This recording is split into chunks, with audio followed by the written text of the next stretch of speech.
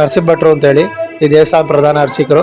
ಇಲ್ಲಿ ಇವತ್ತು ವೈಕುಂಠ ಏಕಾದಶಿ ವಿಶೇಷವಾಗಿ ದೇವರಿಗೆ ವಿಶೇಷವಾಗಿ ಅಲಂಕಾರ ಮತ್ತು ದಶಾವತಾರದಲ್ಲಿ ಒಂದಾದ ವಾಮನ ಅವತಾರವನ್ನು ನಾವು ದೇವರಿಗೆ ಉತ್ಸವರಿಗೆ ಮಾಡಿದ್ದೀವಿ.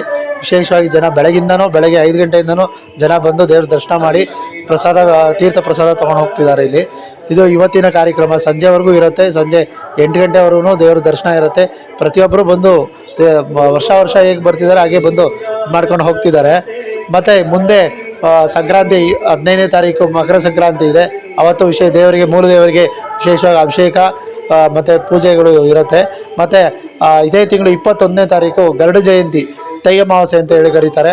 ಅವತ್ತು ಗರುಡದೇವರು ಹುಟ್ಟಿದ ದಿನ. ಆದ್ದರಿಂದ ಆವತ್ತಿನ ದಿವಸ ಗರುಡ ದೇವರಿಗೆ ವಿಶೇಷವಾಗಿ ಪಂಚಾಮೃತ ಅಭಿಷೇಕ ಮತ್ತು ಹಣ್ಣಿನ ಅಭಿಷೇಕ ಮತ್ತು ವಿಶೇಷವಾಗಿ ಅಲಂಕಾರ ಉತ್ಸವ ಆಗುತ್ತೆ.